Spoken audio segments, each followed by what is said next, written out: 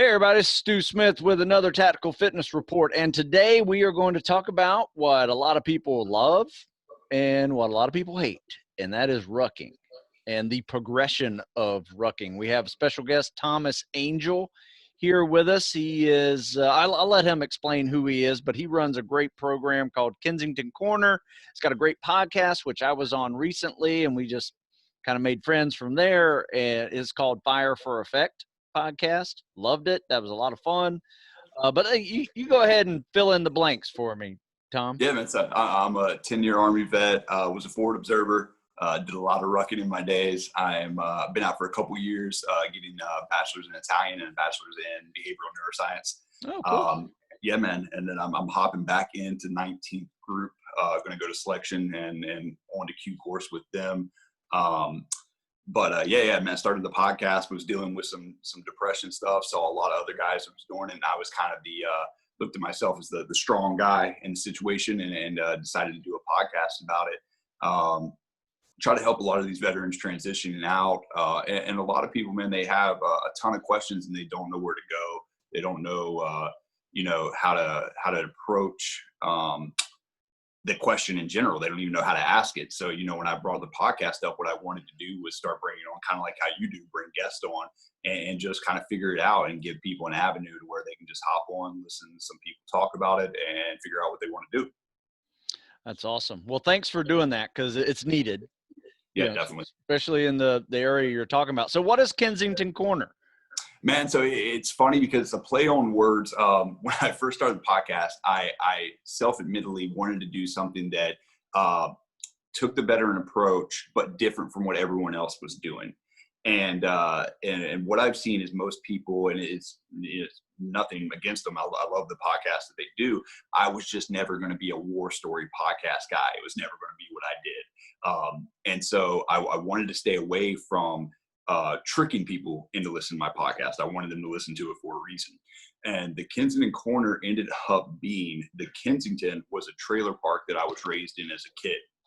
And I was driving home one day back in North Carolina, and I drove by it and I said, man, it kind of dawned on me that one thing that we do in America is we do a lot of like lower income housing has like these crazy nice names like Silo Vista apartment or the View, and there's no view, and yeah. So I really thought about it, and I said, man, like I think I want to put this aristocratic spin on it. Let's do the Kensington Corner. And it worked perfectly because about 6 months after we started getting a little popular out there, I actually got a message on Facebook from someone from Kensington, England. And they were like, oh, wow. Hey, dude. Yeah, they were like, hey, dude, just want to reach out and let you know. Love your podcast, but I found it because they were like looking for a pup. And it just popped up like whatever. He was like, oh, yeah, I'll check this out. Because you go on, our SEO game's pretty strong. So if you go Google, Kensington Corner, we're like the first 6. Oh, so, nice. Yeah. So it just cracked me up. And it was cool. And he was like, yeah, I just want to let you know we're all listening to you out here. And it was probably months later, I popped up on Chartable as like top 10 mental health in the UK. And I was like, well, he wasn't lying, I guess. So. Oh, that's really cool. Well, rucking, I always talk to people, especially guys going Army, going Marine Corps, they definitely have to ruck, especially in the, as you, branch into more of the special ops sides, definitely. In the Navy, they've even started rucking, over the last 20 years, especially buds. Rucking in the soft sand is just a brutal event. Yes, it is. They've added that to the pleasure of SEAL training. So it requires you to practice. It requires you to have a logical progression of running and adding rucking. So my question to you is, let's take the candidate who is preparing for these type of jobs, and now they need to start adding rucking in, and that maybe they've never had a backpack before and they don't even know what rucking is. Yeah. So usually when I get a first guy in, this is what I tell them. I'm a big Alice Pack believer. I'll go down and especially with the amount, I mean, everyone wants the Gucci gear, right? They want to go GoRuck, or they want to go Mystery Ranch, or, they always, and I'm like, hey man, let's put some money into, saving you some money first. Get you actually rucking. See if this is something you're interested in doing. Rucking is my love-hate of my life. I am very, very good at rucking, and I absolutely hate it, man. I'm with you, man. I would, people hate running, people hate rucking. I kind of hate both. I do too. I do both. Yeah. And if I had a choice, I would run before I would ruck. See, I'm the opposite. I would say I'd rather ruck, but I hate both, I think, equally, and I just happen to be good at both. So good. Yeah. And so I tell them, man, let's knock out an Alice pack. Let's go get them. You can go down to any military surplus store and get one for $60 to $100. Yeah. I tell you what, I found them on eBay for as little as $25, $30. Yeah. Yeah. If you get them if you get them without the sustainment pouches, you can get them for $20, $30 all day. Yeah. It's easy. Yep. So I talk backpacks with people, and we get that. And then honestly, the one thing, and you're talking about sand, is I go with boots.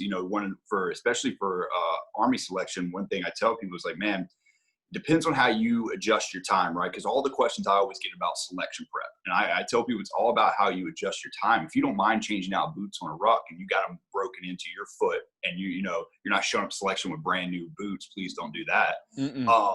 But I know a lot of guys, including myself, I have a pavement boot, and then I have a sand boot. So, as far as the sole, on the bottom of the boot, yeah, man, there's a lot of sand terrain boots out there you can get. And now they're starting to make crossover ones. I think the T8, the Garmont T8 is a crossover boot. That's what I would call it. GoRuck has their MacV version 1s out now, and they have some military approved ones. And they're kind of like a pavement boot that I say do okay in sand. So, those are the first two things that come to mind for me with rucking, because a lot of people, like I was telling you the story about, I had the guy show up with like a school backpack, and that's all good and well, man, until about mile 9, mile 10. Oh, and that's going to eat up your traps. Done. Eat up the traps. You're going to start getting weird chafing in the armpit area. So, yeah, I mean, and then when I go into backpacking, the one thing I've had people show up, I'm like, well, what'd you pack in your ruck? Did you weigh it? And that's the other thing I really find with a lot of people as far as progression is, I'll talk to somebody and they're like, oh man, I did 6 miles today with 85 pounds. Woo. And I'm like, you did 6 miles with 85 pounds? And you just started rucking, and then, 45 doesn't feel like 45 when it's on your back. So I think a lot of people don't realize the weight they're carrying. And so most guys say they're carrying about 85. They're usually carrying about 60. Fair enough. Yeah. So that's the first thing, is that, the progression of mileage and weight. And just like with anything anybody wants to do, they try to hop right into it, end up breaking themselves off without even knowing the hot spots on their feet. Knowing just even the patterns of rucking. I know that you're friends with Jeff Nichols as well. And one of the things I love about watching Jeff is that he gives, when he does these live feeds, he talks about people stretching out like after rucking and their actual hip movements. And it's things that people don't even think about. And I try to teach a lot of that when we go out with some of these events. Nice. Yeah. You got to warm up, and you got to stretch out afterwards. Cause I mean, it's compressive. I mean, it's hard on your body. I mean, from your spine to your hips to your legs and your feet. I mean, you're going to be compressing and getting increased force coming up your feet the way you land too. Yep. So I typically do this. I say, look, if you haven't started running yet, you don't even need to start rucking yet. No. Now, if you're going for a GoRuck and you just hate running, different animal. You know what I mean? Put on a GoRuck backpack and start walking. Fine. Makes walking a little bit harder. It's not the same animal, because that's going to be about a 16, maybe 18-minute mile pace. Right. Walking that slow. This is a rucking pace that needs to be a little faster. Now, yeah, you can power walk probably 14, 15 minutes if you're average rucker, minute miles, but you need to probably even up that game a little bit and add a little, what we call the shuffle, It's just a very high cadence strides, a very short stride, and you're just kind of shuffling along. And you can drop it down to 10-minute miles if you start getting in a good zone. I've seen some guys break it down even faster. I'm not a big fan of running, or I should say, I'm not a fan of rucking the way you run. Right. No, I agree. I think the airborne shuffle is perfect for it. The thing is that when you're rucking, you think about the position you're in, and usually most guys have thumbs tucked under the strap and they're leaning forward a little bit. Mm-hmm. If you run like that for extended periods of time, it's the way that posture is, and it's compressed, and the way your hips are shifted forward. And only that, I mean, you're landing on your hamstring weird. Over time, it's just not good. And what I mean over time is not just in a single instance. I mean, years and years of that compounding. No, I mean, this is when I talk about time with people, this is what I tell them is that if you're talking about me, I say, okay, I can do a 12:30 pace with 45 pounds for 20 miles. I'm pretty good at that. Nice. But what I mean by 12:30 pace, because what I tell most guys to do is say, hey, you want that 15-minute selection pace, that's what you want to do. Well, most guys will go out when they're training on their own. And I mean, it's human nature. What do you do when you're training on your own if you're not an absolute psychopath? You don't go do the hard stuff. You say, oh, I got 12 miles in today. But yeah, you got a 12 miles in today with 120 feet elevation change, and you did a straight shot on a sidewalk. Right. That's not what selection is, and it's not what it's going to be. And so when I talk about the 15-minute mile pace to guys, what I say is that if you're going to do, let's say you do a 12-miler, we'll just go with 12 miler straight up. 6 of those miles need to be uphill, and they need to be at that 15-minute pace. You can't do 15-minute pace on 6 flat and then do 22-minute hills. Right. You're not keeping that pace then. And so I talk to a lot of guys, and they're like, yeah, man, I'm at 45 pounds. I'm at 15-minute pace. And then we go out and ruck, and I'm like, hey, man, I'm walking at a 14:30, and this is mile 6, and you're dying, brother. Like, what's going on, you know? And then I slowly figure out, I'm like, oh, you haven't done any elevation training at all, like at all. Yeah, you know, I do this. You know, there is a foundation of strength that is required to be a good rucker. Yeah. Right. You need that foundation of strength. You can't just go from being an endurance athlete, running stud, and then putting on a backpack and expecting similar performance. Right. You're going to have that posterior chain developed so you can handle the load bearing for many, many, many miles. Yes. So there are a couple cycles that, especially if you're the endurance guy, you're going to have to go through a couple lifting cycles before you even put on a backpack, if you ask me. You know, I completely agree. And the thing is too, is it's time under bar and time under weight too. If you're an endurance guy, man, you're not used to having that weight on your back. No. That's not something that, and your body moves different. You train differently. And when you're under, that load bearing weight like that, your body reacts differently too. Mind and muscle, your whole posture, your whole composure, everything is going to change to, I mean, basically your body's kind of almost in a fight or flight, because it's adapting itself to try to be like, okay, why am I being weighed down? Why do I have this on me? Especially when you get to, mile 8, 9, and your arms start going numb and your fingers start going numb, and you're like, what is happening right now? A lot of people, they got to adjust to that. Yeah. Very good point there. So with typical new guy adding rucking, here's my suggestion. And if you have a differing suggestion, that's fine. There's more than one way to do this. Right. Is I say, look, you need to have a good running foundation and a good lifting foundation before you mix in both of them together and do a ruck. So I usually say this, go through a lift cycle, build up your running progression to where you're maybe hitting, 15, 20 miles a week. Right. And then you've kind of gotten that, hurdle over. You're not feeling overtraining injuries, things like that, overuse injuries. And then start to add weight. Just add one day where you're adding some weight. And that is also progressive. Maybe start at 10% of your body weight. Yeah. And then build up to 25, 30% of your body weight. Right.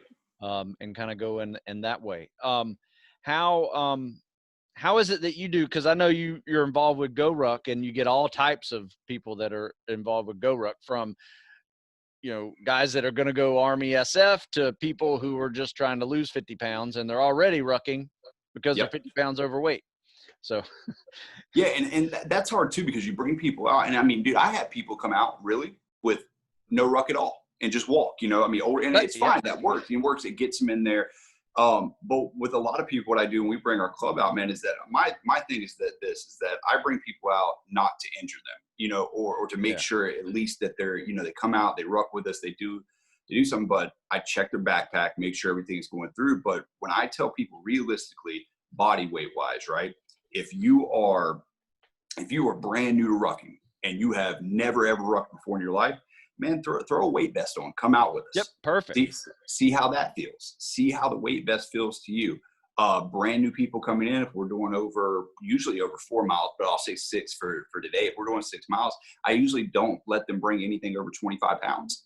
Yeah. I mean, and the thing is too, is that, speaking of the running progression, when you running, you're getting your feet hardened, right? And you're getting used to that flex in the foot, and you're getting used to the running. Rucking's a total different, one, step, the way you step. Yeah. And 2, you're wearing a completely different type of footwear. So with the boot, you have the rubbing, you don't know if it's going to, and even with the way you tie your laces, man, it could rub over the top, it could rub on the side. You don't even know your heat spots. So the biggest mistake people do make is showing up and they're like, well, 45 pounds is nothing. When you think about it, I mean, I curl 45 pounds is nothing. Sure. Oh, okay, great, sure. Putting that on your back and the way your feet are rubbing and the way it's something people aren't used to. And rucking, man, it's different because it can really, really break you off when you're not expecting it to. Even runners, I have runners come out and they're like, oh, dude, no problem, 45 pounds, we can do this. And when you get that first blister on the side of your foot, man, and you're 6 miles from the car, it's not a good. It's not a good feeling, dude, because you didn't properly prepare. But I tell people, anybody that's coming out, I'm like, hey, man, if you ever rucked before? If they say no, let's get a couple miles in, man. You don't need to come out to one of these events and do a 20 miler. You're not going to walk back to the car. Like, it's just not going to happen. Yeah. That's the biggest, and I love GoRuck to death, but that is the biggest downfall I've seen with people coming out to GoRuck events is they just have not properly even entertained the thought of training. They've underestimated the challenge. Yes, 100%. And a lot of people do that. I mean, I see a lot of 18-year-olds do that all the time preparing for buds. They completely underestimate the challenge that awaits them. Yeah. And like, hey, I can crush a PST, but guess what? PST just gets you to the training. It won't get you through the training because, like we said earlier, you just have to have that strength foundation, a logical running progression.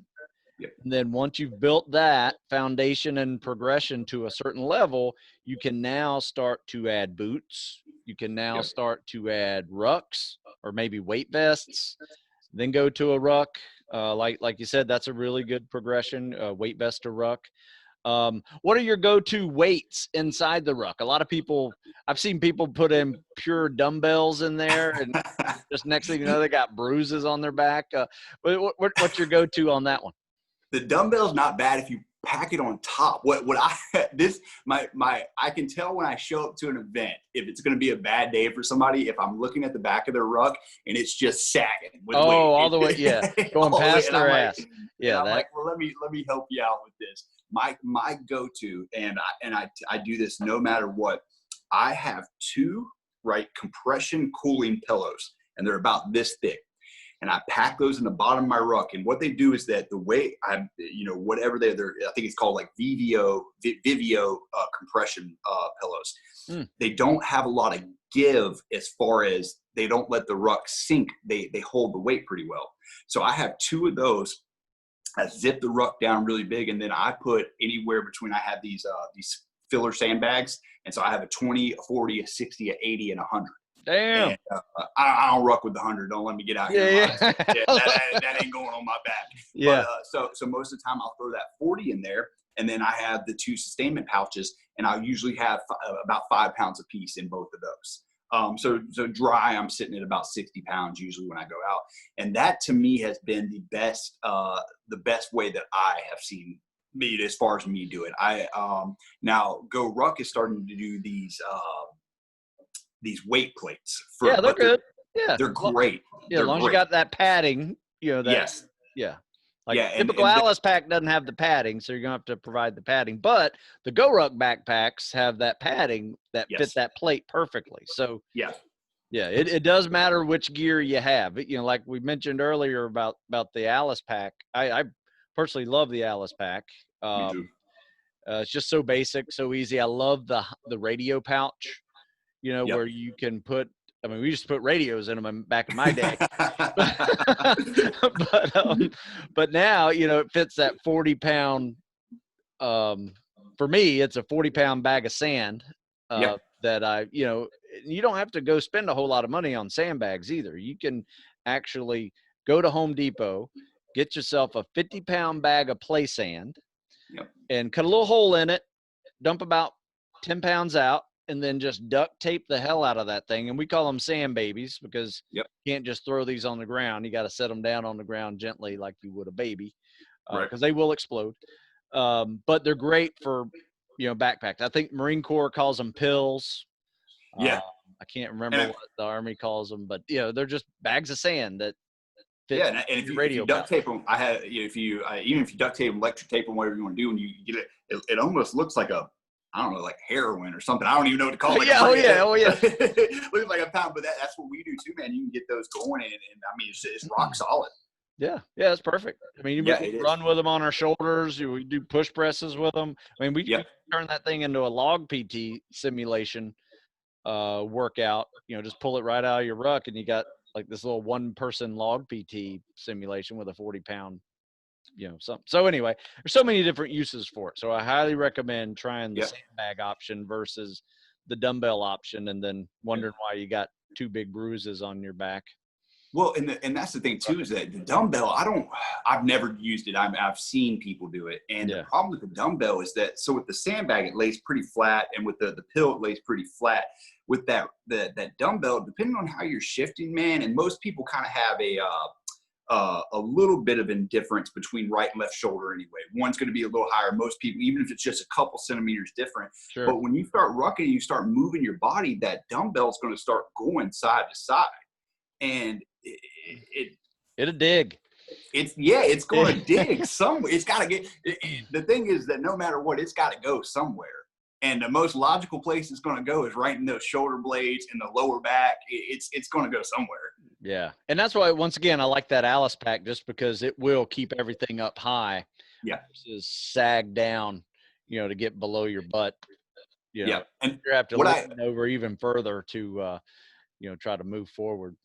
I did see somebody last year at the Norwegian Ruck, and I thought it was pretty innovative. I guess, but I'd seen people do this before. This guy went extra. What he did is he put, so the Norwegian Ruck is 18.6 miles at about 25 pounds in under 4 hours is the standard. And it's pretty easy. Those Indiana hills will bust your ass a little bit, but it's pretty easy.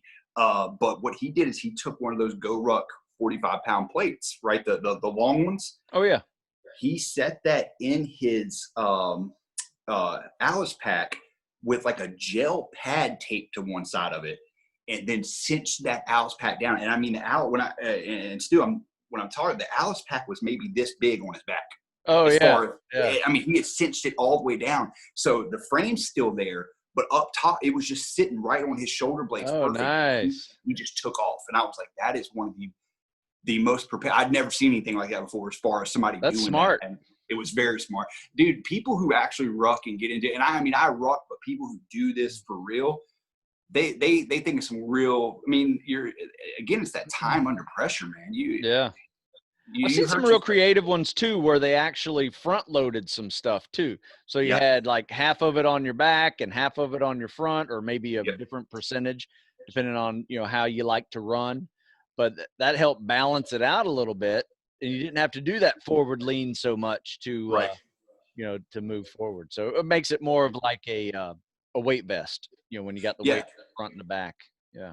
Well, and two, as you move on in military progression and stuff, and do things, a lot of people you have to start accounting for other things, man. And one of the things I remember as a kid when first coming up that really threw me off doing some of these hills out in like Benning and Knox was the way my helmet was situated. I'm I'm like a kid, and my helmet's just like hitting the ground, like I'm just it's just going over and over, and I think that forward progression as far as like getting some stuff on the front, the back, it's all about load bearing and how you're carrying your equipment. And really that's what rucking is. I mean, Yeah.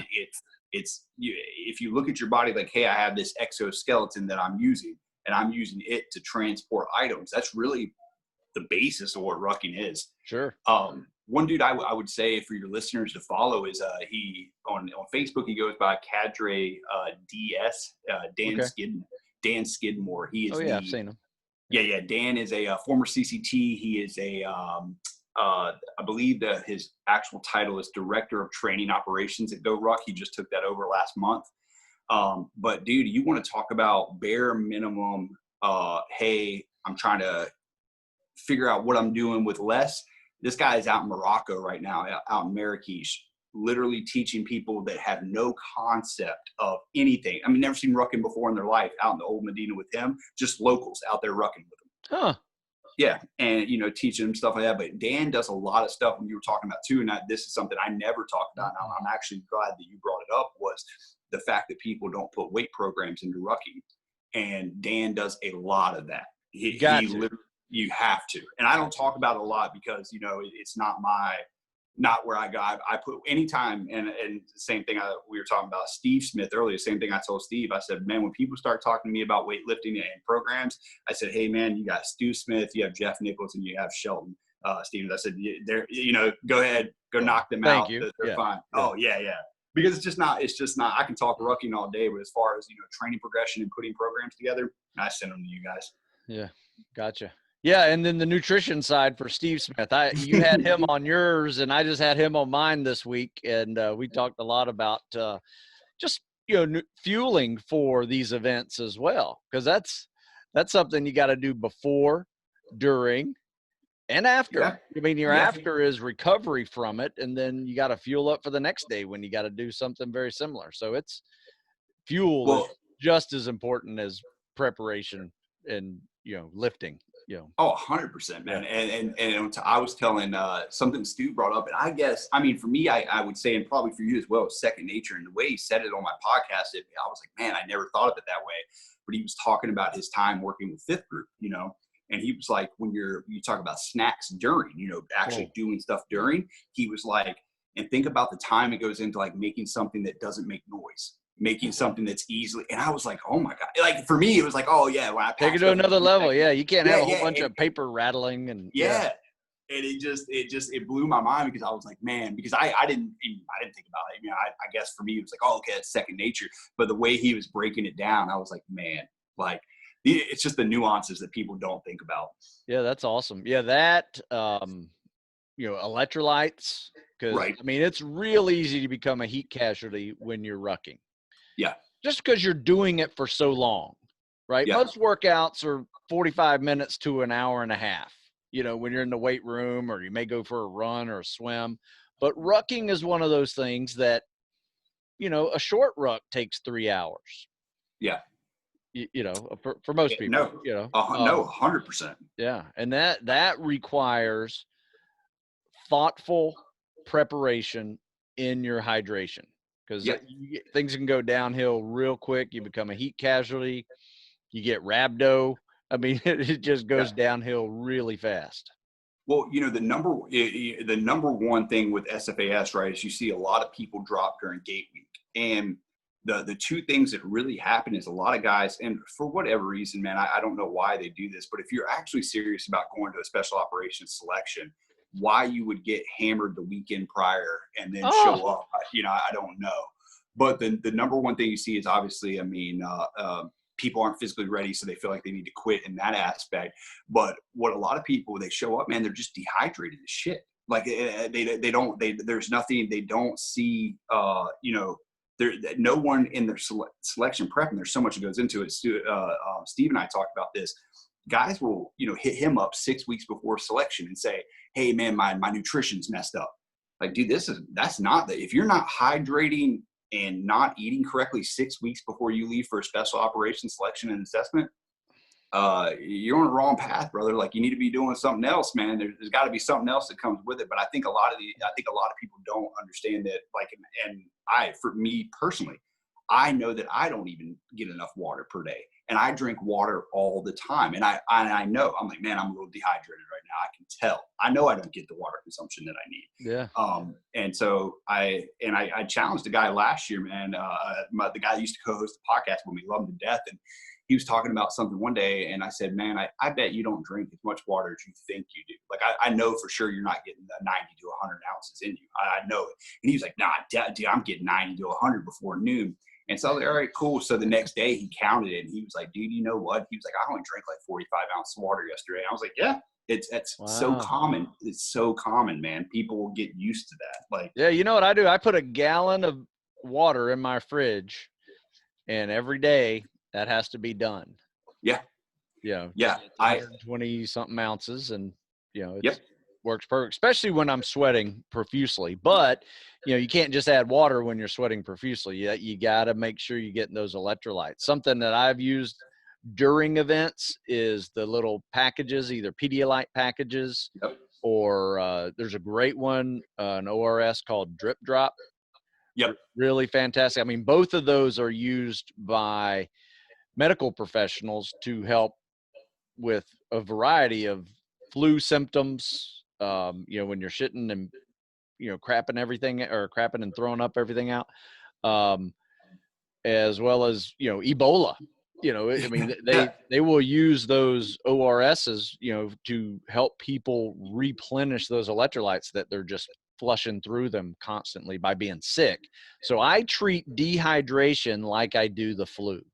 Right. And you have to, before you even get sick, lightheaded or overheated or whatever, you got to be pounding some electrolytes, especially if you're sweating through your clothes already, or if you're in an arid environment, just the opposite. You won't sweat at all, right? Yep. And you just got all these salt stains all over you. Just realize you're sweating. It's just not coming out as liquid. It's just poof. But it puts out the salt stains in your shirt. Yeah, when I was, when I went through Arctic Survival School up at Eielson and Fairbanks, man, that was the one thing that you got to tell people, man. Like, yeah, it's negative 40 out, and we're sucking and we're cold, but we're still rucking 6-7 miles every day to set up camp, man. You need to drink water, even if you think it's freezing on you, and that's a whole other beast in itself. We can do some other time, is trying to keep water warm at negative 40 while you're rucking. That's a good point. That's That's a whole nother conversation. But yeah, I think that a lot of people, man, and you're right, the electrolytes are incredibly important. I mean, even speaking, operationally, man, I know when they did was it a hurricane that hit Haiti? Am I messing that up? Yeah, it was. Oh, okay. Earthquake. Okay. Yeah. And they were bringing the electrolyte big packs you were hanging down there, man, when there's a veteran-led team out there that brings people in now. It's called Team Rubicon, and that's one of the first things that they bring. That's one of the first things they bring in too. It's under stressful situations, man. It's easy to get away from what you know is right, especially when you get tired. You get, you're not thinking. Yeah, through and water consumption as far as the selection process is that if you're doing an unknown distance ruck, man, you don't need to empty all your water out in the first 6 miles.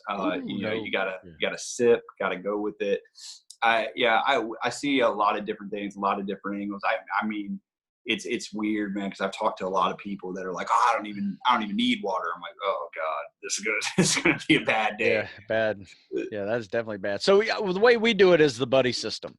You have to keep eye on your buddy, because you won't realize it when you've gone too far. Yep. And you're just you go into this mindset of like, you just keep going. How you doing? Okay. You get the old fake okay. You're just still rolling, because there's that. I mean, that's valuable to have that kind of mental toughness, but eventually everything will fall apart. You'll start bilateral cramping. You'll start just losing it all. Your temperature skyrockets, and Yep. you're done. Next thing you know, you're hallucinating, sitting on the ground, not knowing what happened.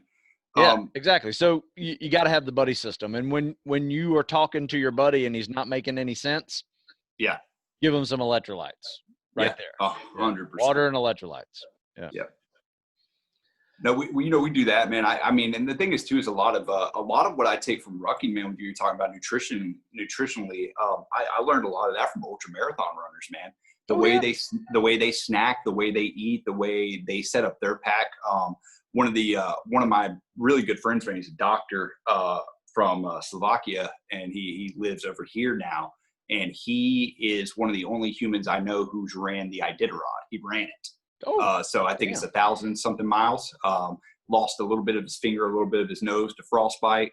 But one of the things that I thought with that was very cool was that it's a whole nother form of I still consider it rucking, but it's a different form of rucking. It's sled pulling. Oh, and so they do that.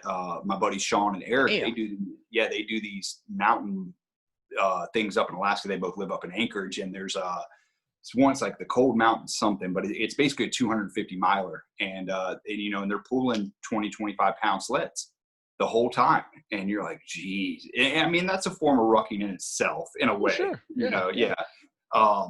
I learned a lot from them as far as their eating habits, like on what they pick, what they don't, electrolyte use. I mean, when you're doing 250 miles over some days. Yeah, most of that, what you're dragging is just your food. 100%. It's your fuel.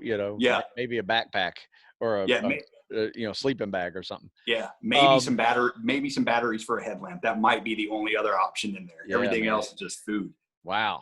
Yeah, no kidding. The fueling for that is unbelievable. But something I have and I always keep in my backpack is just my emergency. And I actually did it the other day because it was hot and humid. We did a 5-mile run, 5-mile ruck, and we threw in a devil's mile in there. It took about 3 hours. And when it was over, I didn't feel horrible, but I knew I would if I did, get some more electrolytes. And I was electrolyting the whole way through, like water, electrolytes. And but I just knew I would feel like crap afterwards. And what I have in my backpack, I have this chicken noodle soup in a can. Campbell's chicken noodle soup in a can. Okay. And it is. I just eat it. All right. Gives me carbs, gives me protein, and it is loaded with sodium. Yep. It has potassium in it. And that was one of those things that, just set me back to normal really quick, because I can go drink all the water I want. I can go protein, I can go carbs, and, just recover from that meal. But if I don't add in some salts at the end of that profuse sweating session, you're going to just lay around and feel like crap for hours until you figure it out. And like, oh, I need, I've done it before. I've just laid around like for hours, after those type of events. And I realized, I was wringing out my shirt with sweat and I forgot electrolytes. Really forget. So like I said, buddy system, and just have some go-tos that you do at the end of those things that just repeat. I have never heard that Campbell's noodle. I've never heard that before. It's so impressive. Like I said, that's a game changer. I treat dehydration the way I treat the flu. Right. Think about it. When your mom makes chicken noodle soup for you and you've been crapping and throwing up for hours, got no electrolytes and you got nothing in you, and then you're like, I feel so much better after that chicken noodle soup. So it does help. It turns you around really quickly. Yeah, I mean, I keep. It's funny because like if people come over, I keep a bottle of great Pedialyte in the fridge. Oh yeah. And people are like, what do you have Pedialyte for? And it's funny because they're like, what do you hungover? I'm like, no, man, I use that when I'm like dehydrated. Especially in the summer. Especially in the summer. And it cracks me up, man. I know we're doing, I don't know if you're familiar, he's a former SF guy. He runs Cigar City CrossFit down in Tampa, Benjamin Bond. He's putting together right now a 250-mile ruck through Florida. Wow. And So they're going to do, the last time I did, I think it was 39 miles a day. Might be 29, but I think 39. That makes more sense. 39 miles a day per day for a week. And at the end of every workout, or end of every ruck, they're going to stop and do a workout at a CrossFit gym. And dude, if you don't think I'm going to have a gallon of Pedialyte as part of my weight, man, it's going to be rough. That's some serious mileage. It's going to be rough. You know, the first day is like one of those things like, oh yeah, this is great. You know, third or fourth day in, it's good. Well, and the thing is that dealing with that many personalities too, about 3 days, you're going to be like, you just don't talk to me. Yeah, just don't speak. I just want to get through these 39 miles. Yeah. I have a buddy, man, who lives down in Georgetown, Texas. And my favorite thing, and that's what I tell guys, man, when they're prepping for selection, this guy is a beast. I mean, he reminds me a lot of you. Like, he's one of those guys that, like, I look at when I say, like, okay, man, you're part of the old guard now, man. You're the old man now, but you can still keep up with people. And that's how Eric is. And he straight up, he said, you know, it's crazy. He said, I prepped when he went to selection. And he said, the one thing that I never in my life prepared for was, he said, I would go out and do rucks and that was fine. But what I didn't do was wake up the next day and put a ruck right back on my back again. And that is what crushes people, man. When you get day 4, day 5 into that, and you haven't put a ruck on your back continuously over and over again, and dude, I'm telling you, 39 miles, 7 days in a row. Nah, that's a good prep. That's definitely a good. Oh my God, that's gut check. Woo. That's a good CAD prep. That's gonna be horrible. Man, no kidding. So let's talk about the elephant in the room as we wrap this up. Foot care. Yeah. Because that is the beast.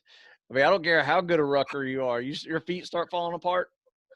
Well, and you know, when you're in a selection process, and buds and the one things that buds and SFAS both have in common, especially now with buds doing a lot more rucking as well, is that one, the sweating inside of the boot. Oh, you're wet all the time. Yeah. And I mean, I call it trench foot, but I don't know if that's the technical term for it, but I mean, it is, I guess. I would say it's close. Yeah, absolutely. It's close to, yeah.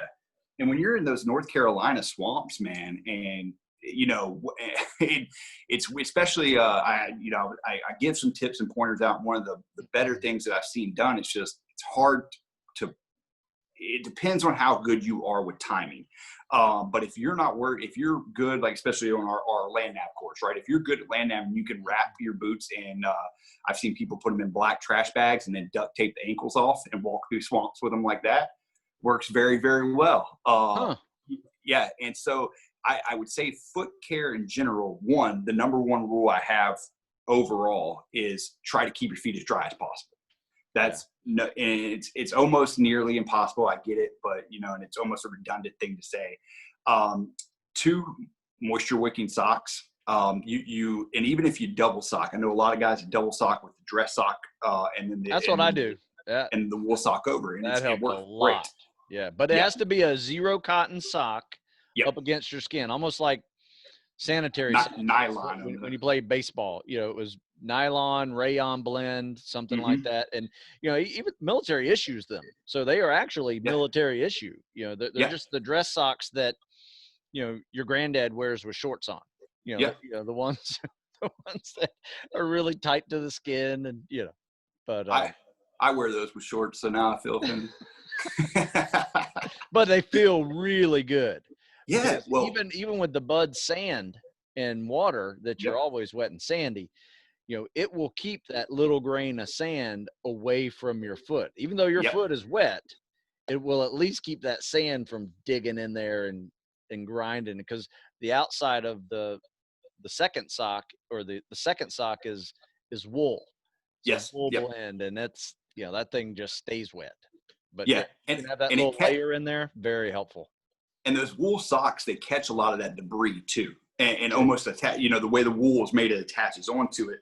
And then, you know, at minimum, when you're showing up to these, and I'm speaking I'm not speaking in general, but just for selection processes, when you're showing up to these, you need to have 100, 200 miles in these boots that you're showing up in, and you need to know your hot spots, and you need to Yep. Yeah, they need to be broken in. You need to already have your hot spots kind of calloused over a little bit.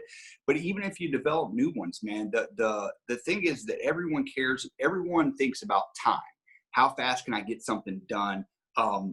And what they really, you can go as fast as you want, but if you injure yourself that day or you tear the skin off the bottom of your foot and you can't ruck the next day, that time from yesterday, it doesn't matter anymore. Yeah. So I tell people straight up, you're going through, if you feel even the slightest hot spot, stop, take care of it, man. They have those, the little moleskins that you can do. I've seen people use duct tape, electric tape around it. There's all kinds of things you can do to surround a blister with stuff and kind of push away from that hot spot, get the pressure off of it, even it back out. And it's time in the boot.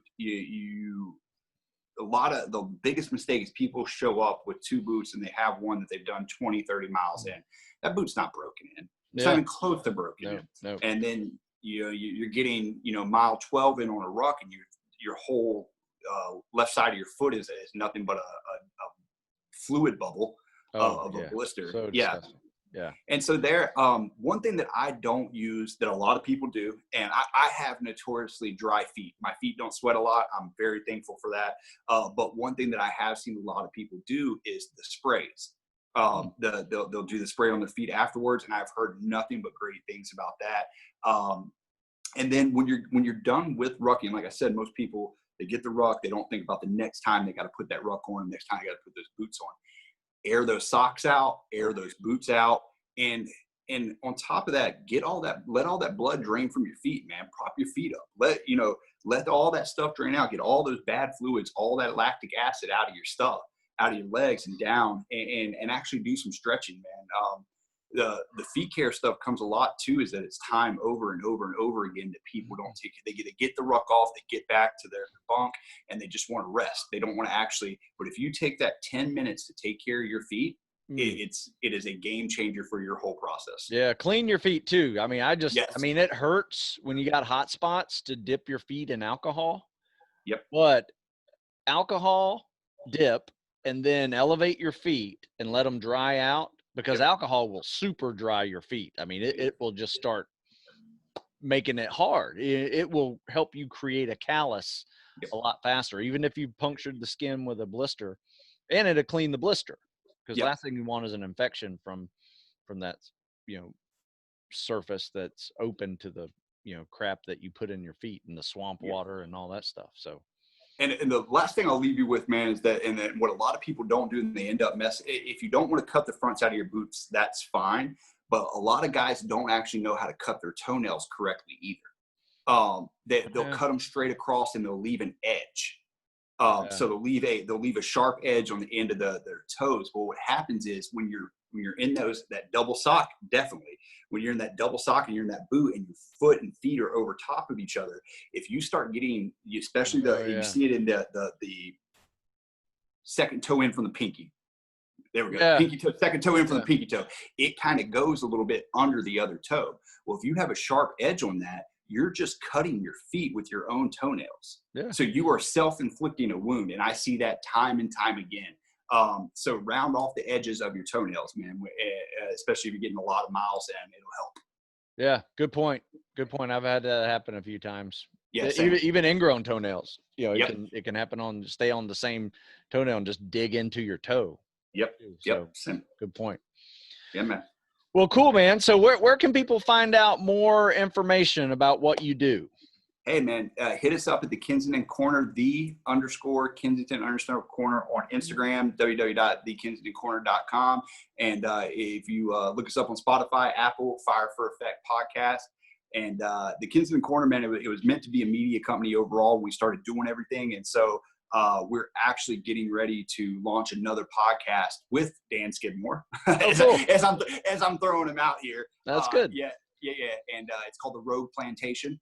Nice. And so basically what it is that Dan did he has they call it the Collective down at Fort Bragg, and it's a group of fitness, health, nutrition, businesses that are veteran owned that came together, and they literally have like their own little village down there. Oh, now. nice. Yeah. And so their podcast, it's him and another guy. They're basically going to dissect fitness related veteran owned businesses and how you start them, how you continue to go on. And that's another thing, man, that I use. I've just started here in the last couple months, and they've been fantastic. Is Ruck Wrap. Okay. It's the compression wraps. Yep. Yeah. And and Dan owns that as well. Oh, nice. Yeah. So soft little, sponsorship plug there. Oh, that's all right. Yeah, man. What this was But for. yeah, man. But yeah, Dan has been great with that. I mean, and honestly, I've talked to him about coming on your podcast as well. I would love to get him over here. Dude, as far as a wealth of knowledge in almost every aspect of physicality, he's great to listen to. And he has, they're doing these self-defense recovery tools now. So they have like brass, they're not real brass, but brass knuckle replica scraping kits. Oh, yeah. Okay. Yeah, I've seen those. Yep. Yeah. That So little deep tissue, make them hurt a little more. Yep. So they're doing those. That's good. And but yeah, you can find us there. Fire for Effect on Apple, Spotify, any major one. We're out there. Right. Yeah. And, I will put links to all of those in the description to this video, and so you guys can check it out, in the description for all Thomas's links. So definitely, I appreciate it so much. Absolutely, man. Hey, thanks a lot. I appreciate it. A lot of people do rucking wrong. Hopefully we hit some of those little guiding principles that can help make rucking a little easier for you. Google rucking. GoRuck has a ton of great articles out there on rucking. I've written a couple myself. And it all requires a progression. Don't just put on a backpack one day and go do 20, because you're going to break something. Yeah. If you have any questions at all, just hit me up on Instagram. I'll be happy. I answer people's rucking questions all the time. So I'm free. No problem. All right. Hey, Thomas, thank you very much for your time. I appreciate that so much. And until next time. Yes, sir. Thank you.